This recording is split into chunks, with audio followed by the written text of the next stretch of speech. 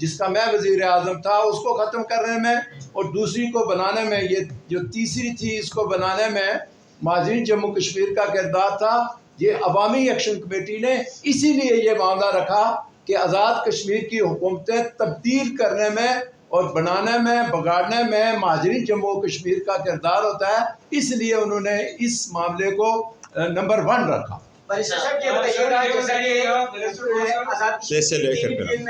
ایک وقت میں جب کل نیلم کے اندر بھی اور راپورٹ کے اندر اور تیسرے میرپور کے اندر ایک وقت میں تینوں جگہوں پہ ماسک کھولا گیا، دوسری جانب رانا ساولہ پریس کانفرنس کیا کھولا گیا؟ ماسک کھولا گیا اور تشدد کیا گیا لوگوں پہ۔ اور میرپور میں تو چند لوگ تھے، پہلے دن الیکشن ہوئے ہیں، دوسرے دن جا کے چند لوگوں کو مارنا ہاں بھی انصاف ہے۔ دوسری جانب جو یہاں پہ رانا ساولہ کی ایک ٹاک سامنے آتی ہے، اس میں وہ کہتے ہیں کہ وہاں پہ جو ہم نے لوگ ٹرین کر کے بھیجے تھے آج وہ ہمارے گلے پڑے ہیں۔ دوسری جانب باقی وفاقی وزراء کی کافی ساری پریس کانفرنس سامنے آتی ہیں جس میں وہ سارا خمیازہ جو ہے عوام کے اوپر ڈالتے ہیں۔ اس حوالے سے آپ کا کیا سٹانس؟ دیکھیں ہمارا سٹانس بڑا کلیئر ہے، ہم نے کہا ہے کہ یہ ساری غیر ذمہ دارانہ سٹیٹمنٹ ہی تھی جو انہوں نے دی ہے۔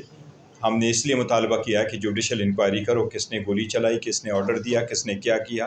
اگر انڈیا میں کاکروچ پارٹی کے مظاہرین پہ ایک لاٹھی چارج ہونے پہ انکوائری ہو سکتی ہے اور سپریم کورٹ کسی کو استثناء دیے بغیر آرڈر کرتی ہے کہ سارے چیزوں کو آپ پریزرو کریں، وہاں CCTV فوٹیج کو پریزرو کریں، آپ سارا ریکارڈ پریزرو کریں، یہاں تک سپریم کورٹ کہہ رہی ہے کہ ایون واٹس ایپ والے بھی اور جو میسیجز ہیں اس کو بھی پریزرو کریں اور آپ انکوائری کریں۔ ہم بھی چاہتے ہیں، دیکھو ایک لاش جب گرتی ہے تو ریاست گرتی ہے۔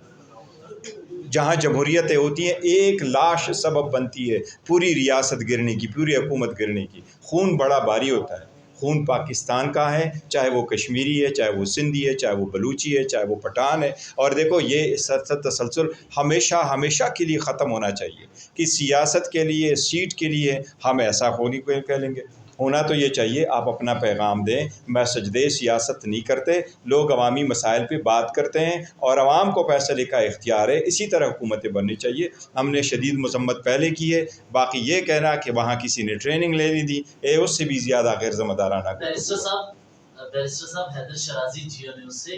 بیرسٹر صاحب یہ ہر جگہ پر مرکز میں جو اپوزیشن ہوتی ہے اس پر نگاہیں ہوتی ہیں کہ مرکز کی اپوزیشن کیا کر رہی ہے کہ ہم آواز اٹھائیں۔ جس طرح کشمیر میں آپ کی جماعت کی اپوزیشن وہاں پہ ہوگی، وہ آپ کی طرف دیکھے گی کہ آپ کی حکمت عملی کیا ہے۔ آپ اس وقت پریس کانفرنس کرتے ہوئے کہہ رہے ہیں آپ کریں، آپ دوسروں کو کہہ رہے ہیں کہ وہ کردار ادا کریں۔ حقیقت یہ کہ 54 دن ہو گئے آپ نے ریکویزیشن جمع کرواتے 84 ارکان کی، تو قومی اسمبلی میں 14 دن کے اندر آئین کے اندر لازم ہے کہ اجلاس اسپیکر بنائے۔ آپ اپنی طرف سے بھی تو کچھ کر سکتے تھے کہ ریکویزیشن جمع کراتے، اسمبلی کا اجلاس سینٹ میں ڈیبیٹ کرواتے کہ مسئلہ اتنا سنگین ہے، لاشیں گر رہی ہیں، کل رات 21 لاشیں گری ہیں، تو آپ کی طرف سے عملی دیکھیں ہم نے عملی طور پر ہمیشہ اقدامات کیے۔ جہاں تک اسمبلی کا تعلق ہے، اسمبلی میں ہم نے آواز اٹھایا، چکزئی صاحب چل پڑے وہاں جائیں لیکن ان کو جانے سے روکا گیا۔ اسمبلی میں بھی ہم نے کہا کہ یہ جو اپنی اسٹیٹمنٹیں دیں یہ غیر ذمہ دارانہ ہے، اس کو مصلحت کے ساتھ ڈیل کرو، ان لوگوں کے ساتھ ڈائلاگ کرو، الیکشن تب تک نہ کرو۔ ہم نے ان پہ پوری اسٹیٹمنٹیں دی، ان پہ پریس کانفرنسز کی ہے۔ سب سے زیادہ ہماری پارٹی وہاں انوالو رہی جو لوکل ہے۔ جہاں تک آپ ریکویزیشن کی بات کر رہے ہیں تو انیشلی جب ہم اسمبلی میں آئے ہم تو 180 سیٹیں جیت چکے تھے، پر ہمیں بٹھایا گیا 91 کے ساتھ اور ہماری ریزرو سیٹیں ہم سے لے لی گئی ہیں۔ جو پروسیس ہوا وہ آپ لوگوں نے دیکھا۔ پھر ہم نے پہلی مرتبہ اس اسمبلی کی پوری مدت میں ایک مرتبہ ہم نے اسمبلی کا ریکویزیشن کیا تھا کہ آئین کے مطابق آپ کو 20% ریکویزیشن کے لیے چاہیے جو 84 بنتا ہے۔ یہ مد نظر رکھتے ہوئے حکومت نے ہمارے ساتھیوں کو جب کنوکٹ کر کے ڈسکوالیفائی کر کے نکالا تو ہمارے پاس وہ فگر رہا نہیں، اس لیے ہم سیشن کو ریکویزیشن نہیں کر سکتے۔ لیکن جب اسمبلی کا سیشن آیا ہے ہم نے بھرپور آواز اٹھایا ہے، اور دیکھو اس پہ ہم سیاست نہیں کر رہے، نہ پوائنٹ سکورنگ کرے کہ ہم نے صرف آواز اٹھایا، وی مین اٹ، اور ہم کہتے ہیں یہ ہمارا فرض ہے، ذمہ داری ہے۔ کشمیر انتہائی حساس ہے، اس پہ ایسا نہ کرے، یہ ہمارا انٹیگرل پارٹ ہے۔ وہاں پر جس طریقے سے میں نے آپ کو کہا کہ یہ جو آپ نے 3 تھوڑے سے سیٹ ہے، اس پہ آپ نے 3 فیزز میں الیکشن کرائے، کیا کبھی ایسے الیکشن ہوتا ہے؟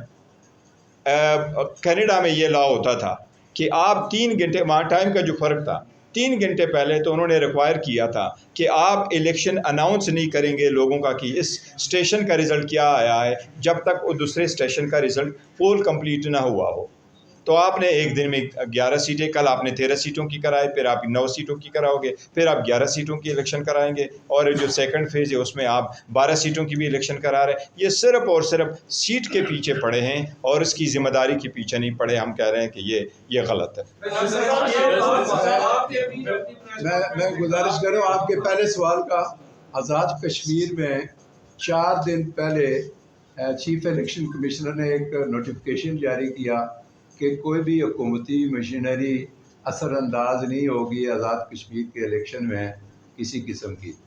تو آزاد کشمیر تو وہیں بیٹھا رہا، پاکستان سے وزیر اعلیٰ پنجاب چلی گئی، 2 اور بسیں لے کے وہاں پہنچ گئی۔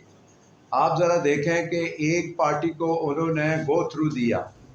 یہ ذرا دیکھیں کہ وہاں لاشیں گر رہی تھی، علامہ ناصر عباس اور محمود اچکزئی جا رہے تھے کوٹا سے، پہلے انہیں روک لیا گیا۔ جی بی میں الیکشن ہو رہے ہیں، ہماری قیادت کو جانے نہیں دیا۔ ہم نے کہا ہمیں نشان دو، ہمیں نشان نہیں دینے دیا۔ وہاں لوگوں نے کہا ہمارے جائز مطالبات ہیں، یہ پورے کریں، انہیں گولی سے جو ہے دبایا جا رہا ہے۔ کہاں اس ملک میں انصاف ہے؟ کس بات پر ہم تبصرہ کریں کہ وہاں جو ہے ایک حکومت بنانے جا رہے ہیں اور بلاول صاحب بیٹھے ہوئے پیٹ رہے ہیں کہ کیا جواب دو گے مقبوضہ کشمیر کو کہ یہ الیکشن فیئر ہے، فری ہے، اور یہ کس طرح کا الیکشن آزاد کشمیر میں ہو رہا ہے؟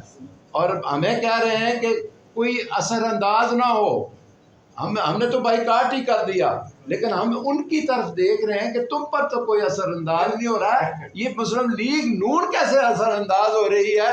بسیں لے کے اور وزیر اعلیٰ پنجاب جا کے وہاں خطاب کر رہی ہے، اور دوسروں کو کوئی جانے کا وہاں کوئی جا ہی نہیں سکتا ہے کسی۔ بس آخری 2 سوال یہاں سے لے لیں۔ پہلا بھائی صاحب آپ نے اپنی پریس کانفرنس میں ابھی کہا کہ ہم اپنے ساتھیوں کے ساتھ احتجاج کے حوالے سے مشاورت کریں گے اور مشترکہ نیا عمل لے کے آگے چلیں گے، تو کیا آپ نے مولانا فضل الرحمان کے ساتھ ایسی اطلاعات آ رہی ہیں کہ جے یو آئی پی کے ساتھ پاکستان تحریک انصاف جو ہے مشترکہ احتجاجی الائنس میں جانی جا رہی ہے، تو پھر معاملات طے پا گئے ہیں؟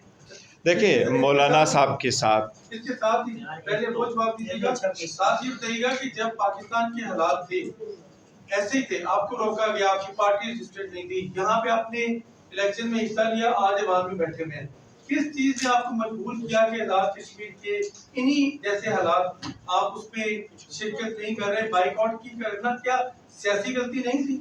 جہاں تک مولانا صاحب کے ساتھ تعلق ہے تو دیکھو ہم نے ہمیشہ سے کوشش کی اور ہم چاہ رہے تھے کہ جو اپوزیشن کی جماعتیں ہیں، خاص کر وہ جماعتیں جو اس وقت پارلیمان میں موجود ہیں، ہم پارلیمان کے اندر بھی ایک رول پلے کریں اکٹھا، اور ہم پارلیمان کے باہر بھی رول پلے کریں، اور ہماری بڑی کوشش تھی ایون کہ مولانا صاحب اگر چاہیں تو وہ ہمارے الائنس میں آ جائے، اور ہم نے الائنس کے لیے یہاں تک رکھا ہوا تھا کہ جس 1 پوائنٹ ایجنڈا پہ ہم افیکٹ وہ کلیکٹ ہو سکتے، ہمارا اتفاق ہو سکتا، اسی کو ہم آگے بڑھائے کہ آزاد عدلیہ ہو اور ایوان مضبوط ہو، آئین کی بالادستی ہو، اور یہ اسیران کے حد تک ہم نے ساری جو باتیں کی تھیں، لیکن وہ مولانا صاحب ہمارے الائنس کا حصہ نہیں رہے۔ تو اس لیے جو ہم نے کہا کہ ہم الائنس کے ساتھ مشورہ کریں گے، تو الائنس کے ہماری جو 5 پارٹیز ہیں ان کے ساتھ ہم مشورہ کریں گے، بٹ مولانا صاحب ہمارے ساتھ الائنس کا حصہ نہیں ہے۔ جہاں تک آپ بائی کاٹ کا ہیں، دیکھیے بائی کاٹ ساری پوری دنیا میں بائی کاٹ کے فیصلے ہوتے ہیں، اور بائی کاٹ ہمیشہ سے لوگ سیاسی فیصلے ہوتے ہیں یہ، اور حالات کو دیکھ کے اور الیکشن جس